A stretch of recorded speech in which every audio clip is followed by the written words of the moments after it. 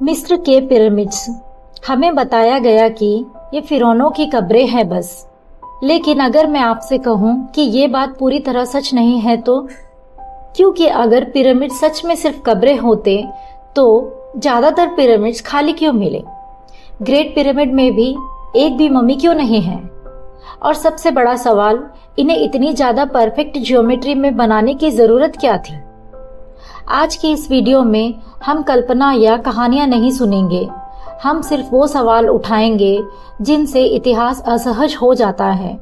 क्योंकि पिरामिड्स हमें जवाब नहीं देते, लेकिन जो सवाल वो खड़े करते हैं वो इंसान के पूरे अतीत को हिला देते हैं।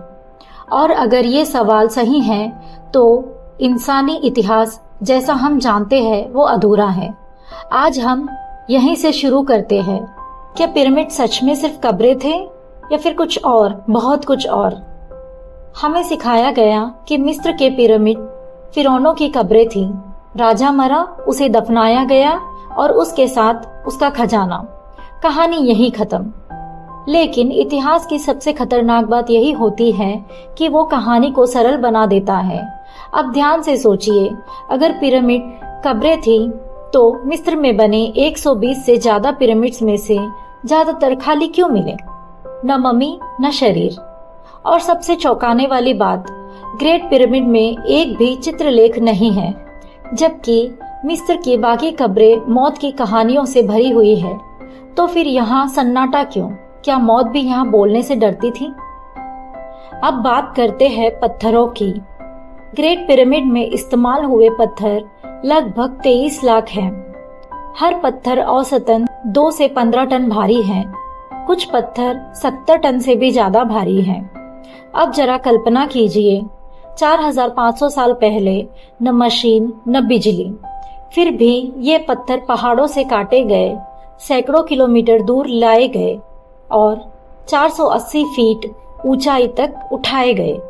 इतिहास कहता है हजारों मजदूर, लेकिन कोई ये नहीं बताता कि इतनी प्रिसिशन कैसे आई। आज भी 2 पत्थरों के बीच ब्लेड तक नहीं जा सकती। ये मेहनत नहीं है, ये ज्ञान है, और ज्ञान कभी यूं ही नहीं आता। अब जरा ध्यान दीजिए, ग्रेट पिरामिड की ऊंचाई, उसका बेस, उसका पेरीमीटर सब मिलकर बनाते हैं पाई, गोल्डन रेशो और पृथ्वी का स्केल मॉडल। ये गणित आज का है, लेकिन पिरामिड हजारों साल पुराने हैं। तो सवाल सीधा है, या तो हम अपने एंसेस्टर्स को कम समझते हैं या फिर किसी ने उन्हें ये ज्ञान दिया था। और यही सवाल इतिहास को असहज कर देता है।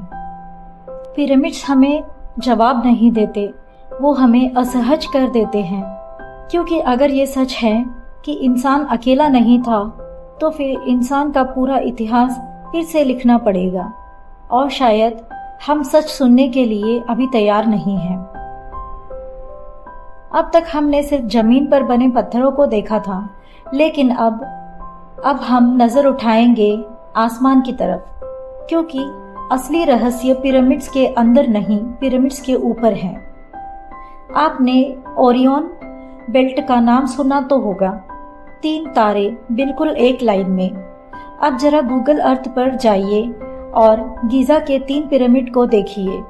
क्या दिखता है?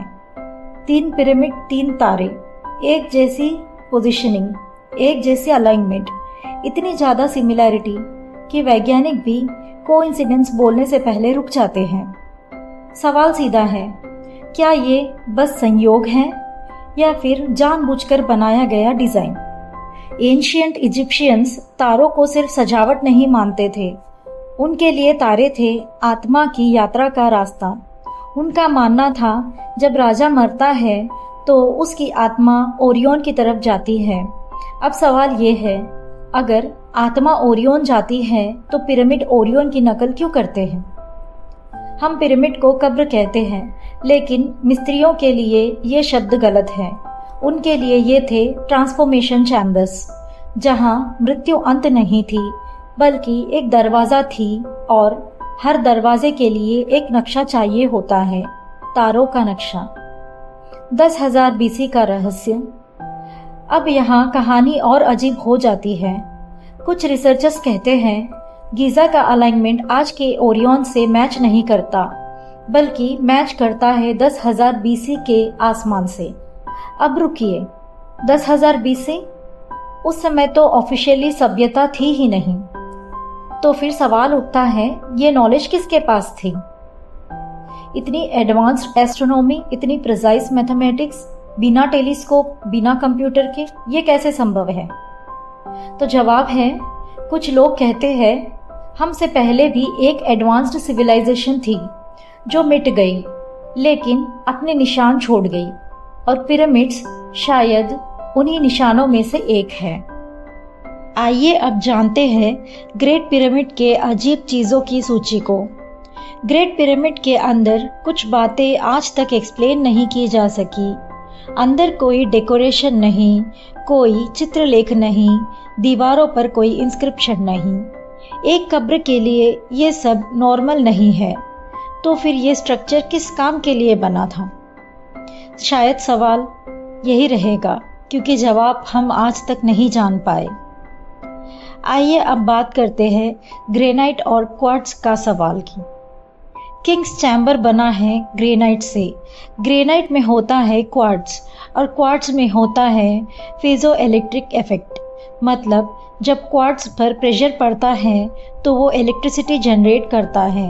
अब सोचिए, लाखों टन पत्थर का प्रेशर एक ग्रेनाइट चैम्बर पर संयोग या फिर डिजाइन है? सवाल अब भी वही खड़ा है, और जवाब शायद हमारे पास नहीं है। आइए अब बात करते हैं पिरामिड के आकार की।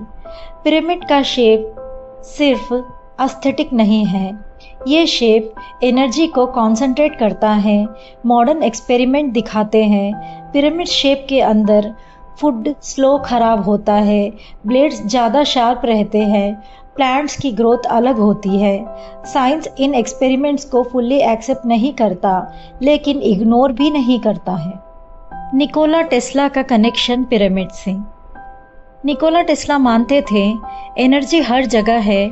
उन्होंने कहा था, अगर आप यूनिवर्स को समझना चाहते हैं तो एनर्जी, फ्रीक्वेंसी और वाइब्रेशन से शुरू कीजिए। टेस्ला ने अपने एक्सपेरिमेंट्स पिरामिड ज्योमेट्री से इंस्पायर होकर किए। क्या वो कुछ जानते थे जो हम भूल चुके हैं?